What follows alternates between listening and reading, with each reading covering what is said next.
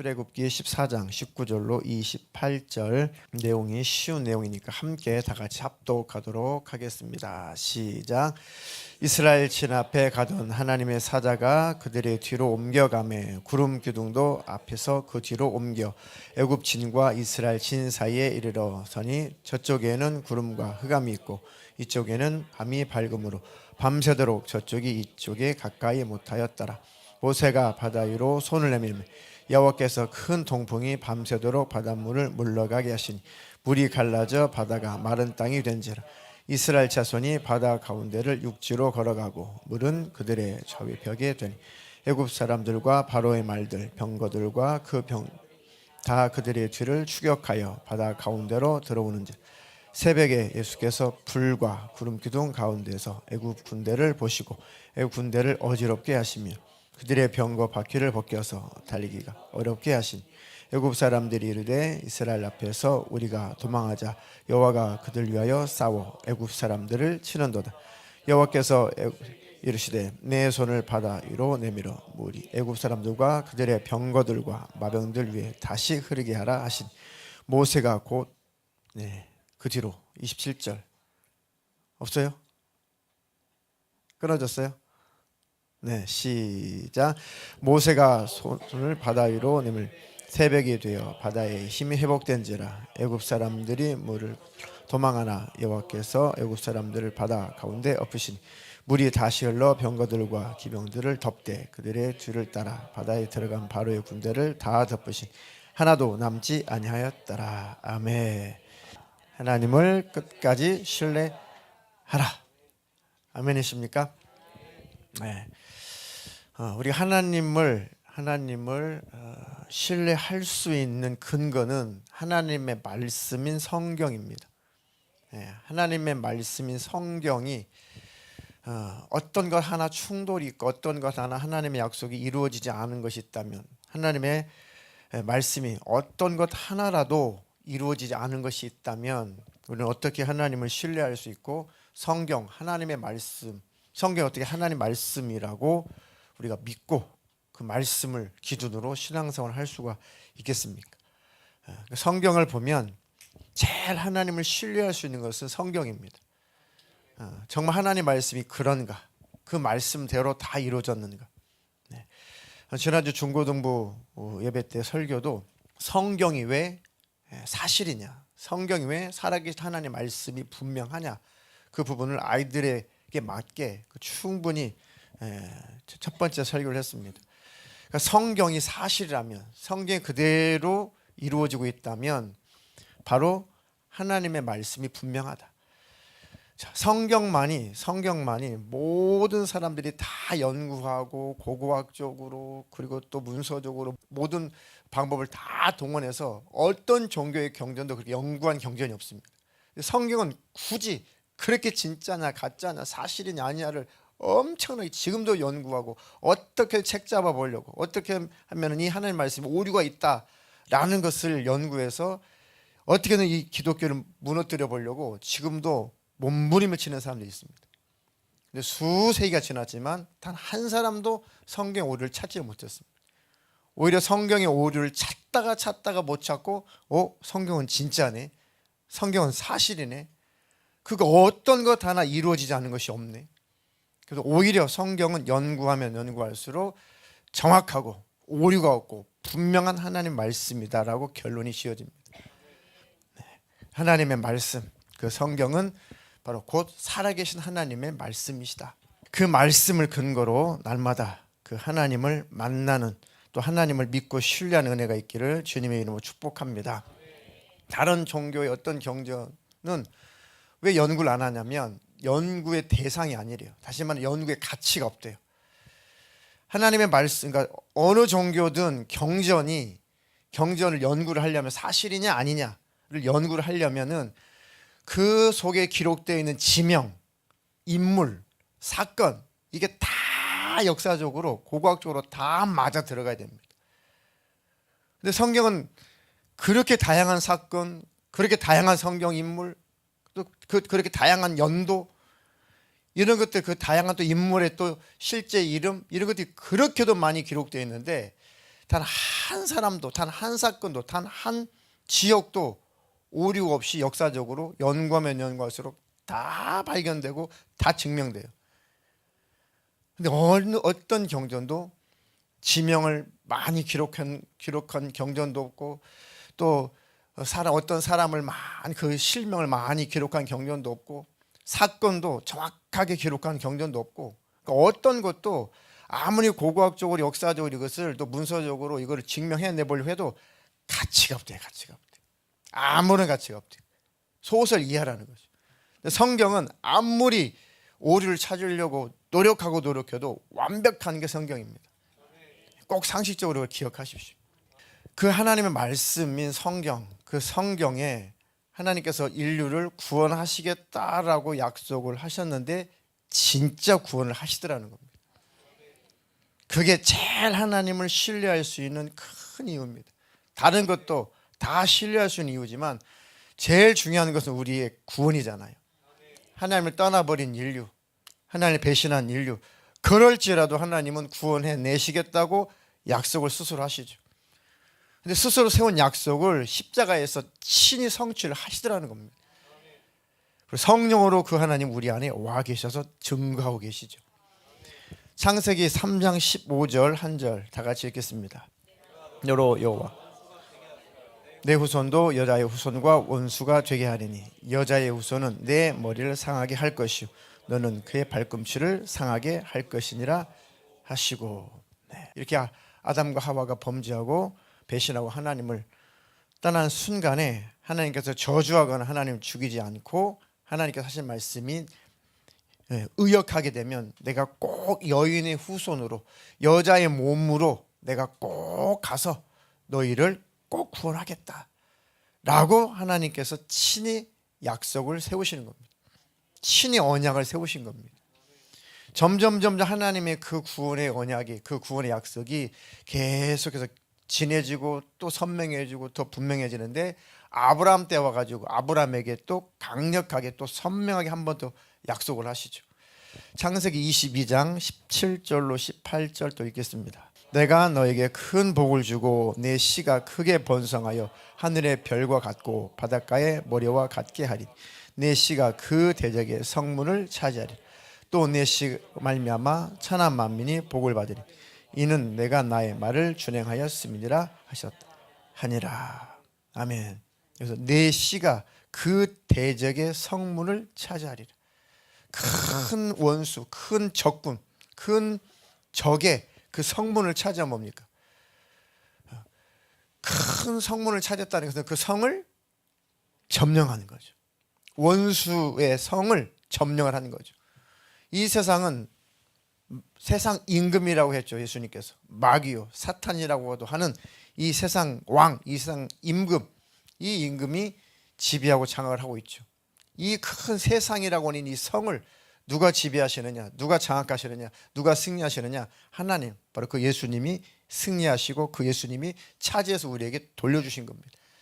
영생을 주신 것이고 이 땅에서 살 수 있는, 행복하게 살 수 있는 권한도 그 예수님이 회복시켜 주셨죠. 그 약속을 하나님이 아브라함에게 또 한 번 더 확인하신 겁니다.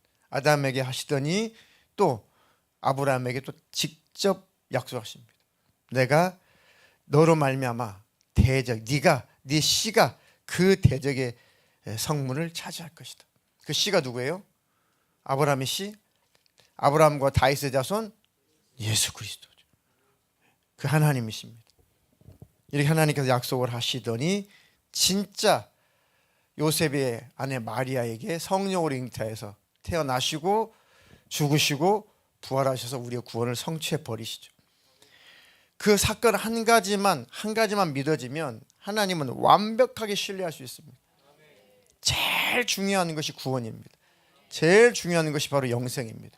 제일 중요한 것이 죄악의 문제가 해결되는 것입니다. 이것을 하나님이 해결하셨다면, 천국갈 문을 열어놓으셨다면, 죄악의 문제를 해결하셨다면 그보다 더 어려운 문제가 어디 있겠습니까? 그보다 더 큰 축복이 어디 있겠냐고. 나머지는 더 쉽다. 나머지 믿는 것은 더 쉽다. 하나님의 살아계심과 하나님 나를 구원하셨다라고 하는 것이 믿어진다면 다른 것은 더 믿기 쉽습니다. 그거보다 더 큰 능력과 더 큰 사랑과 더 큰 이적이 어디 있습니까? 하나님이 친히 오셔서 우리를 구원해내신 이 이적, 이 능력, 이 사랑, 이것보다도 더 위대하고 더 큰 사건이 어디 있냐고요. 이게 진짜 우리 가슴에 믿어진다면 다른 것들이야 더 믿어지기 쉽죠. 아멘이십니까? 늘 그래서 십자가의 은혜, 주님께서 구원이신 구원의 은혜를 늘 가슴에 새기고 사십시오. 주님 나를 구원하셨다. 친히 오셔서 나를 구원하셨다. 이렇게 나를 피 흘려 구원하신 그 하나님이 나에게 무엇을 안 해주실 거냐. 내가 기도하는 것마다 왜 응답을 안 하시겠냐. 그 하나님 왜 내 편이 안 되어주시겠냐. 그 하나님 지금도 나를 은호하고 계신다. 그런 숱한 어려움과 삶의 또 인생 속에 또 고난이 닥쳐올지라도 하나님을 신뢰함으로 말미암아 넉넉하게 이겨낼 것입니다. 네, 그리고 구원의 기쁨, 구원의 감격 속에 늘 기뻐하십시오. 그런 어두운 영들, 악한 영이 절대 역사할 수 없습니다. 네. 어떤 분이 얼마 전에 고백을 했습니다. 너무너무 사람 때문에 너무너무 힘들고 너무 고통스럽대. 그런데 모든 것이 아무 문제가 될 수 없는 것은 하나님이 함께 하신다라는 믿음 때문이라는 것. 하나님 나와 함께 하신다. 그 하나님 나를 건져내시고 나를 구원하신 그 하나님이 나와 함께 하신다. 그 하나님의 위로라면, 그 하나님의 사랑이라면 넉넉하다. 다른 문제는 아무것도 아니다. 내 인생의 문제는 아무것도 아니다. 사람과의 문제도 아무것도 아니다. 그게 뭐가 대수냐. 지옥에서 벗어나, 지옥 갈 내가 하나님 나라 천국 갈 자격자가 됐는데 다른 게 무슨 문제가 되냐. 좀 때때로 기분 상하고 문제가 될 수 있고 불편한 문제이지, 이것이 내가 하나님 앞에서 하나님을 멀리할 이유냐. 절대 그럴 수 없다. 아멘이십니까? 그 하나님과 늘 친밀하게 가까이 지내시기를 주님의 이름으로 축복합니다. 네, 퀴즈 하나 내겠습니다.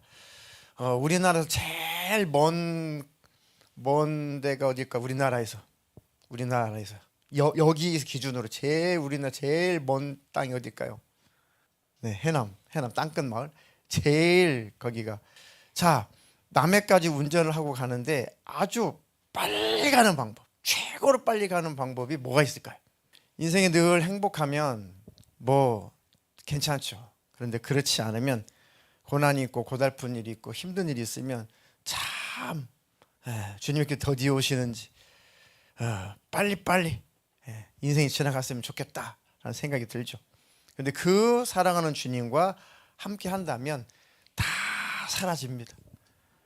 사랑하는 주님과 함께 인생길을 걸으면 그 천국에 도착할 때까지 금방 갈 겁니다. 아멘이십니까? 로마서 5장 6절로 8절 같이 또 한번 읽겠습니다. 우리가 아직 연약할 때에 기약대로 그리스도께서 경건하지 않은 자를 위하여 죽으셨도다. 의인을 위하여 죽는 자가 쉽지 않고 선인을 위하여 용감히 죽는 자가 혹 있거니와 우리가 아직 죄인 되었을 때에 그리스도께서 우리를 위하여 죽으심으로써 하나님께서 우리에 대한 자기의 사랑을 확증하셨느니라. 십자가에서 확증된 사랑, 우리를 향한 하나님의 그 사랑이 십자가에서 증명이 돼버렸죠. 아주 확실하게 증거가 있죠. 십자가를 바라보면 하나님이 나를 사랑하셨다는 것에 대해서 어떤 오해도 어떤 의심도 전혀 할 수가 없죠. 이렇게 십자가상에서 다 이루었다, 다 이루신 예수님을 딱 발견하고 그 예수 만나는 순간 예수님, 하나님을 절대적으로 신뢰할 수 있습니다. 좀 불편한 일이 있고 힘든 일이 있지만 하나님과 조금도 멀어질 일은 아니다. 아멘이십니까? 때때로 우리 삶에 어떤 고난과 징계가 올 때도 있고 고달픈 일이 찾아올 때가 있습니다. 그것은 우리가 하나님의 어떤 섭리 속에서 그 징계가 연단일 수도 있고 회개를 촉구하는 또 하나님의 또 방편일 수가 있습니다. 그런데 때때로 성경에서 보면 동편이라고 하는 그런 단어를 많이 씁니다. 그런 표현을 많이 해요. 성경에서 말하는 동편은 크게 두 가지 의미가 있습니다. 겹쳐진 이 뜻이 있습니다. 이중적인 의미가 있어요. 성경에서 동편하면 어떤 의미와 함께 서로 상반된 의미지만 또 어떻게 보면 또 하나예요. 동편하면 무슨 의미가 있을까요? 동편, 동쪽. 쭉 성경 창세부터 거슬러 올라가 보세요. 성경에서 말하는 동편, 동쪽은 동쪽하면 징계 장소의 징계. 성경에서 말하는 동편, 동쪽하면 첫 번째 의미는 징계의 장소고 고난의 장소입니다. 에덴에서 동쪽으로 쫓아내 버렸습니다. 그곳은 징계의 장소고 고난의 장소입니다. 하나님을 떠나고 하나님을 배신하고 하나님과 멀어지는 장소가 바로 그 동쪽. 하나님과 멀어진 장소가 동쪽입니다. 동쪽. 이방인의 땅을 상징하기도 하고 이방인의 땅을 상징하기도 합니다. 롯도 동쪽으로 흘러 떠내려갔죠. 그게 바로 이방인의 땅, 하나님이 없는 장소. 그것이 바로 광야입니다. 그것이 바로 우리의 고난의 장소, 징계 장소, 고통의 장소죠. 자, 창세기 3장 23절로 24절 같이 읽겠습니다. 하나님이 에덴 동산에서 그들을 내보내어 그의 근원이 된 땅을 갈게 하시니라. 이같이 하나님이 그 사람을 쫓아내시고 에덴 동산 동쪽에 그룹들과 두루 도는 불가를 두어 생명나무의 길을 지키게 하시니라. 네, 동편, 에덴 동편. 우리 인생은 에덴 동편입니다. 그 에덴 동편으로 쫓겨난 그 우리를 다시 그 문으로 돌아오게 하시는 분, 그 문으로 다시 들어오게 하시는 분, 구원의 문 예수님이시죠. 그 동편문을 열어놓으신 분이 바로 예수님이십니다. 네, 그 동편하면 징계의 장소, 이방인의 땅, 하나님이 없는 곳, 바로 고통, 고난의 장소, 광야라는 뜻도 있지만 반대로 그곳에서 건져내서 들어오게 하시는 분, 하나님이 함께 하시는 장소입니다. 은혜의 장소이기도 합니다. 같이 합독했던 출애굽기 14장 19절로 28절이 지금 무슨 사건이죠? 홍해를 하나님이 가르신 사건이죠. 자, 저쪽 앞에는 홍해바다, 뒤쪽에는 애국 군대, 그리고 좌우에는 갈 수 없는 요새란 말이에요. 갈 수 없는 곳입니다. 그래서 이제 곧 바로의 군대가 쫓아와가지고 이스라엘 백성들을 완전히 진멸할 즈음에 와 있습니다. 지경에 와 있습니다. 하나는 구름기둥, 불기둥으로 천사들을 보내셔서 그들을 인도하고 계십니다. 그런데 하나님의 인도를 따라가고 있는데, 그 천사들의 인도를 따라가고 있는데 그만 죽음의 위기가 찾아왔어요. 이때 하나님 앞에 부르짖고, 이때 하나님께 기도하고, 이때 하나님을 의지해야 될 일인데 또 불평불만 원망을 하죠. 다시 하나님의 기회를 주시죠. 그 하나님의 사자들, 하나님의 천사들이 다시 이스라엘 백성들 진 뒤로 물러가니까 구름기둥, 불기둥도 같이 움직이죠. 이쪽에는 그 대나처럼 밝은 곳이고 저쪽은 흑암으로 하나님께서 천사를 시켜가지고 다 가리우죠. 그러니까 빛과 어둠, 어둠과 빛이 완전히 나눠져 있습니다. 저 어둠의 세력들이 빛 가운데로 절대 못 들어오도록 하나님께서 어둠과 빛으로 완전히 나누었습니다. 흑암을 통해 가지고. 우리는 낮에 속했고 빛의 자녀들이죠. 하나님 밖에 있으면 밤의 사람이고 바로 어둠의 자식이라고 그랬습니다. 그리고 그렇게 가로막고 있으니까 절대 어둠의 세력들이 빛을 점령을 못하고 있죠. 그때 하나님께서 모세에게 지팡이를 내밀어라 미리 말씀하셨죠. 그러니까 모세가 약속대로 지팡이를 홍해에다가 내밉니다. 그리고 성경 보니까 동풍이 동쪽에서부터 바람이 계속 불어와요. 구원의 바람입니다. 하나님께서 응답하시는 응답의 바람, 기도 응답의 바람. 지금은 홍해바다가 지금은 밤새도록 기다리고 있고 밤새도록 여호와여 불렀겠죠. 생각해보면 하나님, 여호와여, 주님 구원해 주세요, 살려주세요. 근데 아직은 홍해바다가 밤이 새도록 그냥 넘실거리고 있습니다. 밤이 다 지나가고 새벽녘 동이틀 무렵에 보니까 앞에 바다가, 홍해 바다가 쫙 갈라졌죠. 알고 보니까 밤새도록 큰 동풍이 밤새도록 바닷물을 물러가게 하시니 하나님은 밤새도록 동쪽에서 일하고 계신 겁니다. 저 동쪽에서 또 오고 계시는 겁니다. 누가 오고 계시는 거예요? 구원의 주님이 오고 계시는 겁니다. 지금 내 현재 내 힘든 상황, 어려운 상황, 자식의 문제, 또 물질의 문제, 건강의 문제, 사람과의 관계의 문제, 수많은 문제가 지금 홍해바다처럼 넘실거리고 있는 것 같아도 기도하고 하나님을 신뢰하고 끝까지 하나님 붙잡으면 하나님은 저 구원의 장소인 동편에서부터 일하고 오고 계시는 겁니다. 지금. 그러니까 끝까지 신뢰하면 응답을 받습니다. 이제 새벽이면 앞에 있는 홍해가 쫙 마지막 갈라지면 그 길이 보일 텐데, 만약에 에이 우리 다 그러지 말고 다 그냥 죽자, 그 응답을 누가 따겠습니까? 안타까울 일이죠. 그래도 믿음의 지도자 모세가 있어가지고 끝까지 버티고 끝까지 믿음을 지키니까 마지막 새벽과 함께 쫙 그 이스라엘 백성 눈앞에 홍해 바다가 마지막까지 딱 마지막이 갈라진 걸 보죠. 그 바다를 다 건너갑니다. 다 건너갈 즈음 바로 군대가 쫓아오죠. 다 건너간 때 하나님이 그 어둠을 치우시면 좋은데, 다 건너가기도 전에 그 어두운 구름을 또 치우십니다. 그러니까 바로 군대 눈 열리니까 막 또 추격해가지고 다 죽인다고 쫓아오죠. 이스라엘 백성이 다 건너오자마자 하나님께서 모세에게 지팡이 다시 홍해를 향해 내미니까 홍해 바닷물의 세력이 다시 회복이 되죠.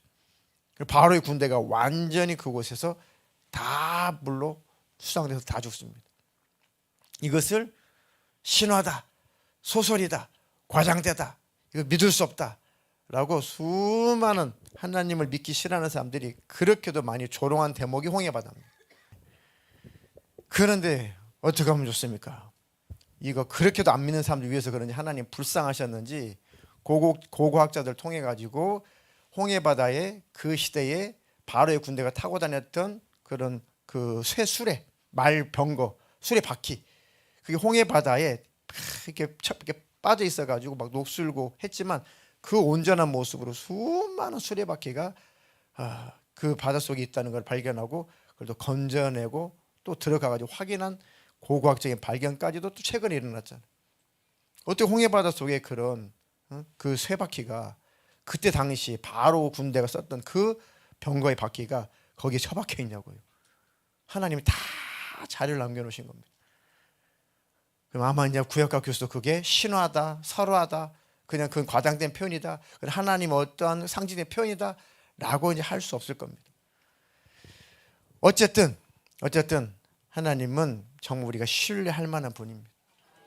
하나님 고고학적인 방법을 통해서라도 우리로 하여금 더 믿음을 갖게 하십니다. 믿음이 연약한 자들에게, 따지게 좋아하는 사람들에게 하나님은 그 방법을 통해서라도 믿음을 갖게 하십니다. 근데 이미 우리는 성령으로 믿음을 갖고 하나님을 따르는 믿음의 사람이기 때문에 그런 거 발견 안 해도 우리는 믿어집니다. 성령으로 말미암아 믿어지죠. 네. 그 하나님을 끝까지 신뢰하는 저와 여러분 되기를 주님의 이름으로 축복합니다. 동쪽은 징계 장소, 이방인의 땅, 하나님 없는 곳, 광야라는 뜻도 있지만 그곳에서 오시는 분, 그곳에서 우리를 건지러 오시는 분, 바로 그분이 우리의 구원주 예수 그리스도. 또 동편은 구원의 장소이기도 하죠. 이 구약의 성막을 보면은 유일하게 동서남북 중에 유일하게 문이 한 곳만, 한 방향만 개방이 되어 있습니다. 어느 방향일까요? 당연히 동쪽 문밖에 없죠. 성막이 동서남북 있는데 유일하게 문이 한 군데 열려 있는데 동문만 열려 있습니다. 동쪽 문만 열려 있습니다. 그곳으로 죄인도 들어오고, 그곳으로 예수님도 들어오고, 그곳으로 왕이 들어오고, 그게 왕의 문이거든요. 그곳으로 구원하시는 분이 오신다는 뜻입니다. 아멘이십니까?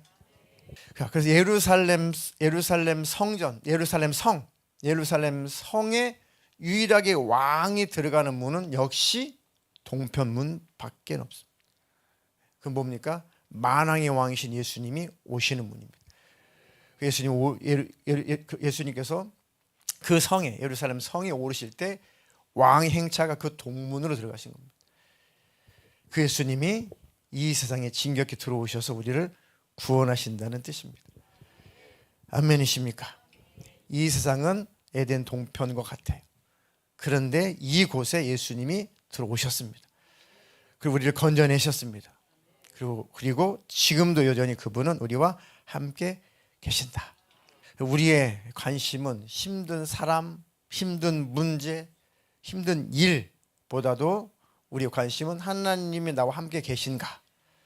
우리가 주목할 일은 문제, 힘든 일, 그런 것보다도 우리의 관심, 우리가 주목해야 될 것은 하나님이 나와 함께 하신가입니다. 그 하나님 나와 함께 하신다면 괜찮다. 지금 어려운 사람이 있고 어려운 일이 있고 어려운 문제가 있을지라도 내가 하나님 안에 있다면, 그리고 그 하나님 나와 함께 있다면 괜찮습니다. 반드시 하나님이 일하시고 역사를 하실 것입니다. 네. 우리 매일매일이 가만히 생각해 보면, 성경을 보거나 영적인 세계를 알면 알수록 우리 하루하루가 정말 기적입니다. 기적. 이적입니다. 이적. 정말 기이한 일입니다. 영적인 세계를 알면 알수록 단 하루도, 아니 단 한시도 하나님의 도움이 없이는 살 수 없는 공간이 이 우주 공간입니다. 이 지구입니다. 이 공간입니다. 왜요? 눈에 안 보이는 것 같아도 마귀, 사탄, 귀신들, 악한 영들이 어마어마하게 역사한 곳이 바로 우리가 살고 있는 바로 이 세상이란 말이에요. 근데 하나님 살아계시면 이럴 수가 있어요? 이럴 수가 있어요? 그렇다면 그럼 하나님 한번 딱 손 한번 떼볼까요? 한시도 못 살아요. 단 한순간도 살 수가 없습니다. 우리가 하루하루 사는 것 자체가 하나님의 은혜입니다. 그래서 영적인 세계를 알면 알수록 매일 이렇게 산 것 자체가 우리는 기적이구나, 하나님의 역사구나, 하나님의 도우심이 없이는 한시도 살 수 없는 것이 세상이구나. 성경을 보시고 또 영의 눈을 열어서 보시면은 정말 이 세상이 하루하루가 하나님이 붙들고 계셔서 이만큼 사는 거구나. 하나님 안에 거하는 것이 제일 안전하다. 하나님 말씀 안에 있는 것이 제일 안전하다.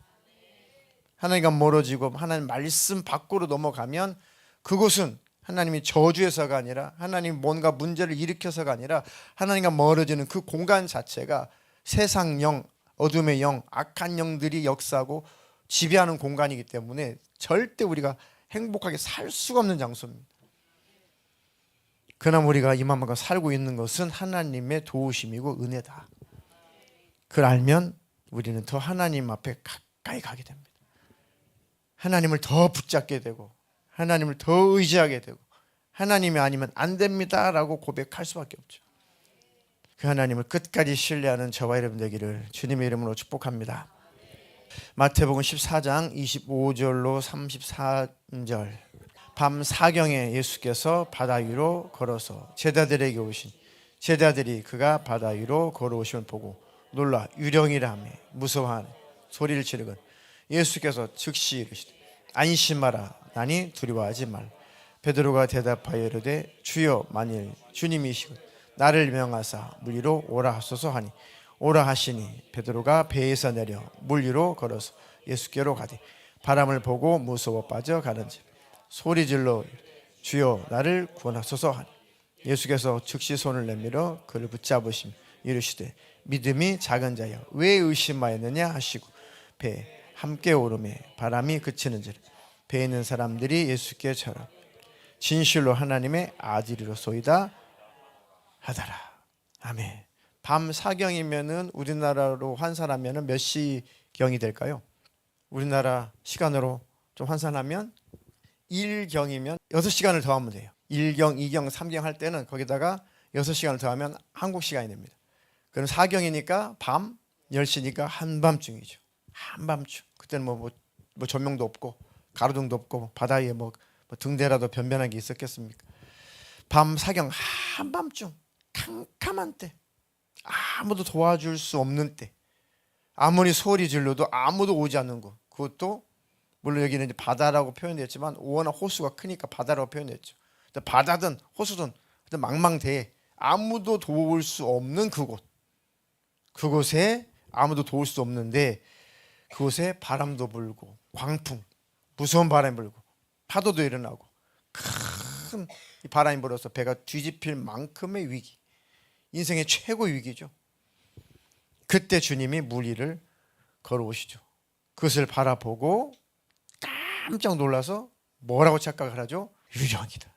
유령이다. 우리 너무 문제에 집착하게 되면, 너무 사람들에게 집착하게 되면, 너무 고민에 집착하게 되면 예수님이 유령으로 보일 수가 있습니다. 예수님이 나를 구원하시는 구원의 주님이 아니시라 나를 오히려 해치는, 아무것도 아닌, 나와 상관없는 그런 유령 같은 존재로 착각할 수가 있습니다.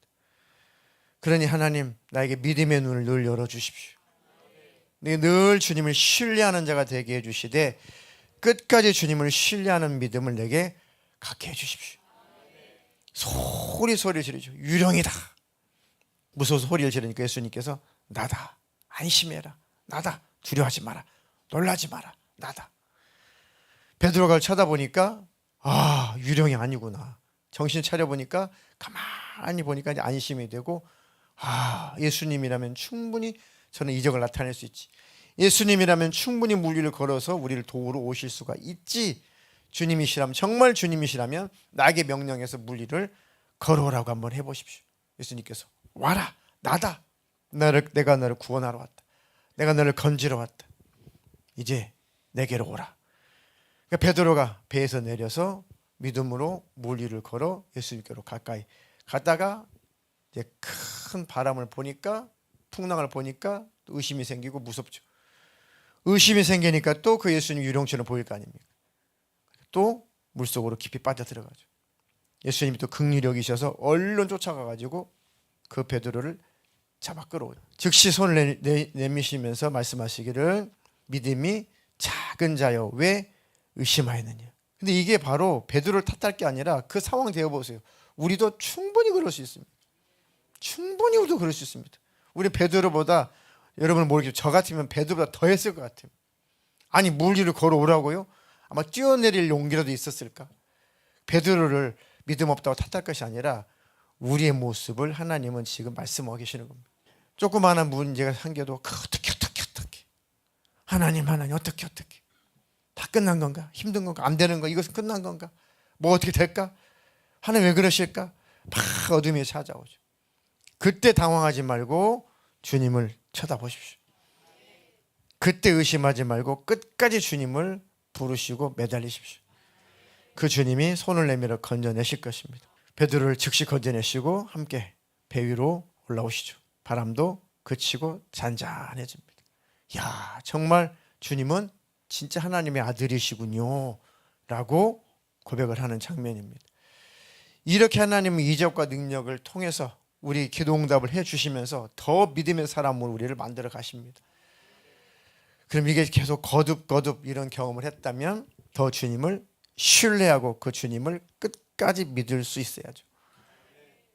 이런 과정을 겪으면서도 주님을 믿지 못하고 더 주님을 신뢰하지 못한다면 아마 주님 오실 날이 임박할 때, 그리고 수많은 우리 인생 속에 더 큰 문제가 생겨날 때 우리는 더 후퇴하고 말 겁니다. 그러니까 하나님을 신뢰하되 끝까지 신뢰하십시오. 하나님은 여전히 일하고 계신다. 내 현실은 이렇지만 하나님은 반드시 일하고 계신다. 왜냐하면 하나님 나와 함께 계시고 내가 하나님 안에 있기 때문에 반드시 하나님은 일하고 계시는 건 맞다. 현실과 문제를 직시하지 말고 나와 함께 계시는 예수님을 직시하고 예수님을 바라보자. 그리고 끝까지 하나님을 신뢰해 드리자. 그러면 주님은 일하고 계셨다는 것을 나중에 분명하게 알게 될 겁니다.